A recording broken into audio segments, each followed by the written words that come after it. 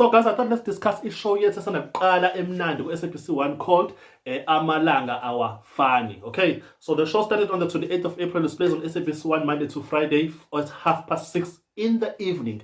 But the show is produced by a production company esiyaziyo ekuthiwa Eastern Class, which is popular for giving us summer shows afana uZalo. So let's discuss the storyline of the show. But first, to understand what is it about. It's about a family kaGumede ehlala upper north of KZN eNquthu bafethu, which consists this family of umama kanye namawele akhe umfana nentombazana. Umfana ke on one side he's a player or thana lamantombazana or whatever abafana basebenza into abayenzayo.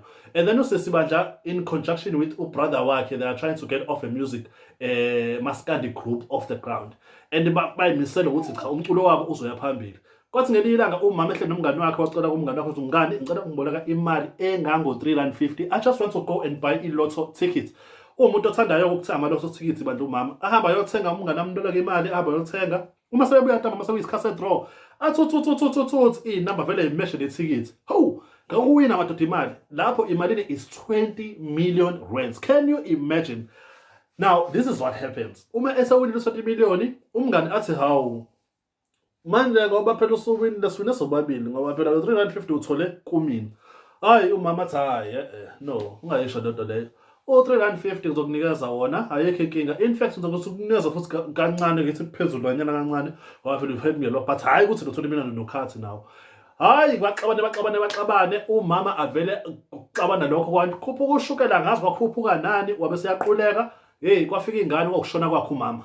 Yabo lapho ithikithi alikazi ukuthi kahle likephi ithikithi and izingane ziyabheka lapha into zamama ngoba sedlule emhlabeni ukuthi mhlawumbe umasingcwabisane up to date or whatever. Hey umasingcwabisane lutho kuba up to date. Now izingane sefanele iqale phansi zisuke eNquthu ziye eThekwini ziyobheka ubaba ukuthi ubaba mhlawumbe angasasize ngomasingcwabisane uma nangakasekho.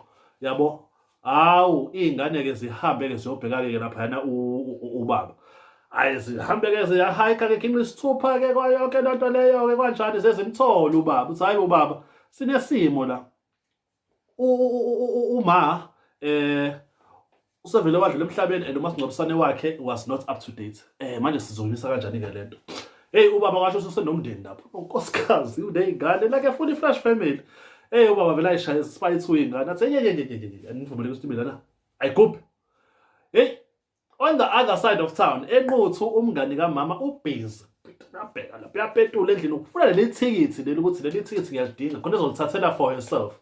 Kanti akazi ithikithi ngoba izingane zihambile ziye eThekwini. Untotakazi khona ijacket ayigqokile athi ayithanda kuma wakhe ithikithi liphakathi. Bahambe ke baye eThekwini baxoshwa babuye beze eNquthu. Hayi eNquthu kehlela umngcwabo ke nayo yonke lento leyo ke hayi umama wacaca ukuthi usiyangcwatshwa. Hey bafethu kanti ithikithi ngoba leli jazi ligqokile umama ilona leli lapha hawu lathi ezobona umama eveziwe laphana lo mama umngane wakhe walibona ithi hayibo nali ithikithi egqoka umama la ijacket livele kancane la ikhukhwini lithe ayazama ukuthatha lutho kwathi sekufihla umgodi ibhokisi ngene emgodini nangu umama ufuna ukumlandela. Bafethu it was a mess. That's actually what happened in the first 5 episodes from last week Monday till Friday. So we are still gonna see more of what's happening after that. If they're gonna able to get the tickets or not. Guys, it's just a normal comedy. Imnandi with a bit of a drama. It's not that serious, it's not that dark, and foot nakoni jalantambama is 6:30.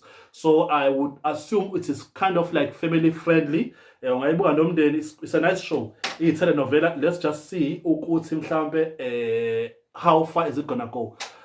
Do I recommend it? Most definitely I recommend it. You are definitely gonna love it. Amalanga Awafani, Monday to Friday on SABC1 at 6:30 in the evening.